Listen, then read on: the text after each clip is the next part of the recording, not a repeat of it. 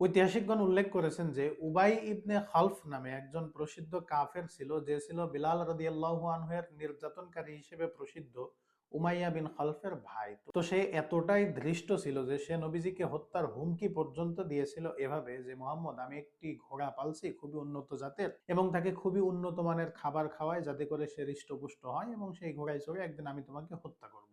তো এই উবাই ইবনে খালফ নবীজিকে হত্যা করতে উদ্যত হয়েছিল যেই পাঁচজন, তাদের মধ্যে একজন ছিল। ঐতিহাসিকগণ লিখেছেন যে উহুদের যুদ্ধের সময় যখন নবী সাল্লাল্লাহু আলাইহি সাল্লাম সশরীরে যুদ্ধের ময়দানে উপস্থিত, সেই সময় উবাই ইবনে খালফ একটা নাঙ্গা তলোয়ার হাতে নবীজির দিকে ছুটে আসতেন নবীজিকে হত্যা করার জন্য, ধরাশায়ী করার জন্য। তো সেই সময় নবী সাল্লাল্লাহু আলাইহি সাল্লাম কি করবেন? স্বাভাবিকভাবেই একজন বুদ্ধিমান লোক যেটা করে, আত্মরক্ষার্থে কোনো কৌশল অবলম্বন করা, নবীজিও সেটাই করলেন।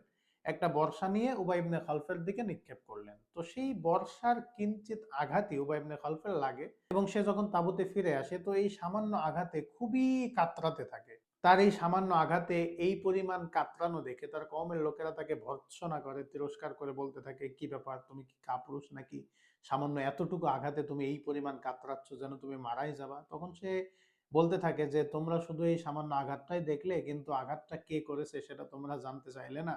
অথচ মোহাম্মদ যদি আমাকে বর্ষা নিক্ষেপ না করে আমার দিকে সামান্য থুতুও নিক্ষেপ করতো, আমার কেন জানি মনে হচ্ছে তার এই থুতুর বিষক্রিয়ায় আমি মারা যেতাম। তো ঐতিহাসিকগণ লিখেছেন যে নবীজি সাল্লাল্লাহু আলাইহি সাল্লামের এই বর্ষার সামান্য আঘাতেই উবাই ইবনে খালফের মৃত্যু হয়।